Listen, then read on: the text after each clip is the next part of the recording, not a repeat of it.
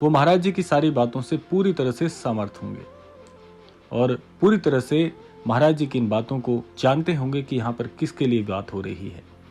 और निसंदेह ये सब कुछ आपके लिए महाराज जी ने भेजा है।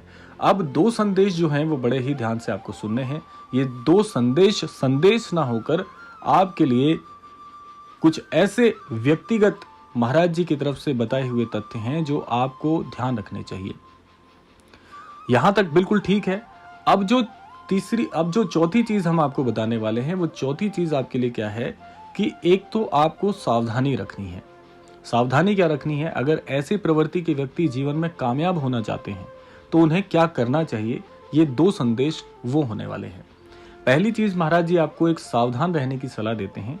आपको सावधानी क्या रखनी है कि किसी के साथ आपको बुरा नहीं करना है। जो आपका स्वभाव है उसे छोड़ना भी नहीं है, अपने विचारों में परिवर्तन नहीं करना है, क्योंकि व्यक्ति बहुत सारे ऐसे कारक विचार अपनी आत्मा के साथ लेकर जन्म होता है उसका, तो वो कभी छूट भी नहीं सकते। आप छोड़ना चाहेंगे तो भी नहीं छोड़ पाएंगे। तो चौथी चीज है, आपको बस एक सावधानी रखनी है कि आपको जो ये आपकी आदत है गिर के उठने वाली, इसे नहीं छोड़ना है। कई बार आपके हृदय में ये विचार भी आता है कि सब कुछ छोड़ छाड़ के कहीं चले जाएं, बिल्कुल एकांत हो जाएं, जीवन से मुंह मोड़ लें। जीवन से मुंह मोड़ने का आशय यहाँ पर यह है कि आप पूरी तरह से इस समाज से कटने की कोशिश करते हैं। ये काम आपको नहीं करना है। महाराज जी आपको ये संदेश देना चाहते हैं कि ये आपका सबसे बड़ा अस्त्र है कि आप गिरकर उठना जानते हैं। बहुत से लोगों में इतनी सामर्थ्य नहीं होती है और यही आपकी सबसे बड़ी शक्ति भी है, और इसी शक्ति के चलते आप जीवन में कामयाब होंगे बहुत जल्दी। आपके सारे काम बनने वाले हैं, चिंता मत करिए। महाराज जी आपको ये बताने के लिए क्रमांक भेज रहे हैं कि आपको हार मानने की जरूरत बिल्कुल नहीं है। आप गिरकर उठना जानते हैं, लेकिन यही सबसे बड़ी शक्ति आपको विजित करेगी, आपको जीवन में सर्वस्व प्रदान करके जाएगी। आपको बस ये आदत नहीं छोड़नी है, सावधानी रखनी है कि चाहे अभी कुछ भी हो रहा हो मेरे जीवन में, आपको लग रहा है कि आप जीवन में हार चुके हैं, ये हारने का समय नहीं है, ये सही मायने में जीत है। और ऐसा क्यों हो रहा है, आपके हृदय में भी प्रश्न आ रहा होगा।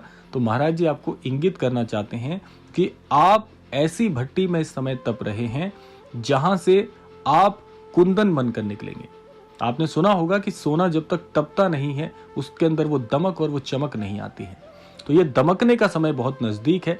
अब तक जो ये तपिश आपने झेली है, आपने जो ये प्रतिकूल प्रभाव झेला है जीवन में, ये आपको तोड़ने के लिए बिल्कुल नहीं था। लेकिन अब जो आप इससे बनकर निकलेंगे, जो गिरकर उठना, उठकर गिरना, गिरकर उठना, ये जो चल रहा है सिलसिला, ये थमने वाला है। और अब जो आपका स्वरूप निकलेगा, और मैं आपको बता दूं एक बात और बहुत प्रत्यक्ष आपके लिए महाराज जी ने भेजी है कि ये जो गिर के उठने वाले सिलसिले को आपने झेला है, अब आपका हृदय जानता है कि चाहे मैं गिरूं या उठूं, मैं बिल्कुल स्थिर हो चुका हूं, मुझे कोई फर्क पड़ता ही नहीं है। और ये अपने आप हो गया है। ये आपके साथ इतने बार हुआ है कि आपकी आदत बन गई है। चाहे मैं गिरूं या उठूं, मेरे स्वभाव में, मेरे विचारों में और मेरी बोलचाल की भाषा में कभी कोई फर्क देखने को नहीं मिलेगा, क्योंकि इतना ज्यादा ये सब कुछ हमने अभ्यास में ले लिया है। महाराज जी समझाना चाहते हैं यही चीज आपको छोड़नी नहीं है। जिस दिन ये छोड़ देंगे उस दिन आपकी शक्ति कम हो जाएगी, उस दिन आप पूरी तरह से इस चक्र से बाहर आ जाएंगे।